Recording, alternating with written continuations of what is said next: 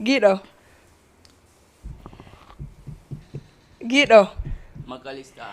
Arditanan son,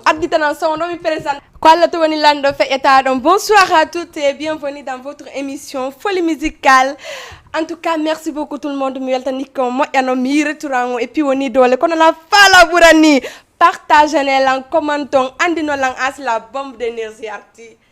Jomo bantu arti, jomo futti arti, jomo tori fop arti. Mi anda tous tayo andi telan. Mais en tout cas, la weltani merci beaucoup tout le monde. On faut me weltani ko merci beaucoup équipe Jama TV, Guido Jama TV merci surtout me weltani ko ma moƴƴano on ya photo non dere balde fo hari voilà donc andi la yede futti vie bantu vie voilà. Mi dara si be bare mudi ko la andi no ko lawol grand yat fou on faut mo merci beaucoup mi weltani ko zo kra manda ona mi alta inde mondo mi sali baydon inni la ko be mi yahmi hiwron merci on faut mo surtout Dream Company merci beaucoup mi weltani ko ma Enzo Busy on faut mo merci parce que souvent be note de la ansi me wayde may de commission kun wadi hey mi la yede hari bantu donc bantu mi wonno yeyde bantu jande non no marso de fi mi accitali kadi de jon matte rondinde mi yako en tout cas no mi wolirani on no mi firtali hande ko Alkazayon marden invité déjà mi présente tamo moƴƴa parce que fo no andi mo et puis meden fala kadi fo andamo ko goddum tu wadanto lan yonko page makko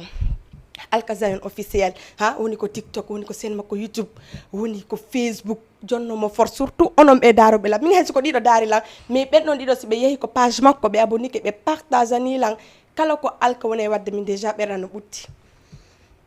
Guido a fala café parce que do no nandi ke hulata la tabanga ngal diwnu de Guido men dasi ko mi woni diwni de tabanga so ko no woniri adana clip alka on min da ara si tawi voilà yimbe be si wawe voilà be akiyamo do moƴƴare noni tranquille non arrête s'il te plaît arrête T'es sérieux, falla no n'importe quoi on me dit qu'il te mal